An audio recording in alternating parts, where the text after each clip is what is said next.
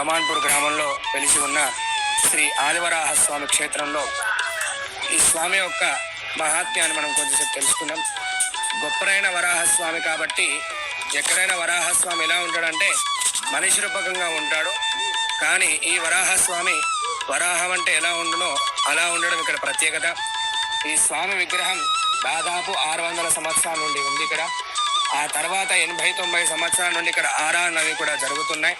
ఈ స్వామికి అభిషేక ప్రియుడు కాబట్టి ప్రతిరోజు అభిషేకం కూడా జరుగుతుంది. ఈ స్థలం యొక్క పురాణం ఏమిటంటే ఈ స్వామికి గుడి కూడా కట్టద్దని ఆ స్వామి కోరుకున్నాడు కాబట్టి ఆ స్వామికి గుడి కూడా ఉండదు. అందుకే స్వామి ఎండకు ఎండుతో వానకు తడుస్తూ ఉంటాడు. అందుకు భగవంతుడు ఈ స్వయంభూ ఆదివరాహ స్వామి అంటే తనకు తానుగా వచ్చి వెలిసిన స్వామి కాబట్టి, భక్తుల కోసం వచ్చిన స్వామి కాబట్టి భక్తుల కోరిక మేరకు ఇక్కడ ఉంటూ వాళ్ళకి ఏ కార్యాలు కావాలో అన్నీ కూడా నెరవేరుస్తూ అఖలాండ కోటి బ్రహ్మాండునైన ఈ ఆదివరాహ స్వామిని భక్తులంతా కూడా దర్శించి వారి కోరిక మేరకు నెరవేరిన తర్వాత ఇక్కడ కళ్యాణ మండపంలో కానీ ఇలాంటి గుడి ప్రాంగణం కానీ అంతా కూడా భక్తుల మేరకు వాళ్ళు చదువుతూ ఇలా చేస్తూ ఉన్నారు.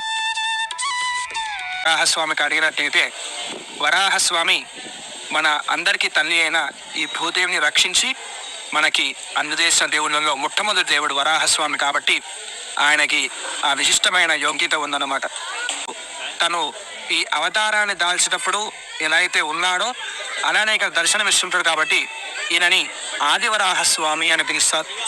ఈ స్వామికి ఈ పేరు కాకుండా ఇంకా కొన్ని పేర్లు కూడా ఉన్నాయి. దాంట్లో మిక్కిలిగా ఒక 3 పేరు చెప్తారు.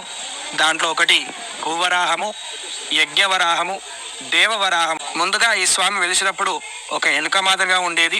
ఆ తర్వాత పెరుగుతూ స్వామి వరాహ రూపకంగా తయారయ్యాడని చెప్పేసి ఇక్కడ గ్రామంలో ఉండి పురోహితులు అలానే ప్రజలందరూ కూడా తెలుపుతున్నారు. అలా కోరికలన్నీ కూడా ఇక్కడ స్వామికి ఊరుపు రూపంలో అలానే గంట రూపంలో కూడా స్వామికి సమర్పిస్తుంటారు. ఆ కోరికలు నెరవేరిన తర్వాత స్వామికి అన్నదాన కార్యక్రమాలు అలా 108 ప్రదక్షిణాలు 108 కొబ్బరికాయలు కూడా కొడుతూ ఉంటారు. వరాహస్వామి జయంతి ఉత్సవాలు జరుగుతాయి. అవి శ్రావణ మాసంలో 3 రోజుల పాటు ఆ స్వామి యొక్క జయంతి ఉత్సవాలు జరుగుతాయి. ఆ ఉత్సవంలో భాగంగా మన స్వామికి ఇక్కడ 108 కలశాలతోటి అభిషేకం జరుగుతుంది. అలానే 1,00,000 పుష్పార్చన కూడా జరుగుతుంది. స్వర్గాన్ని మనకు అందించిన వరాహస్వామి కాబట్టి ఈయనకి ఉగాదిని అద్భుతంగా ఇక్కడ మనమంతా కూడా జరుపుకుంటాం. ఉగాది నాడు చాలా భక్తులంతా కూడా వచ్చి ఆ స్వామిని దర్శనం చేసుకుంటారు.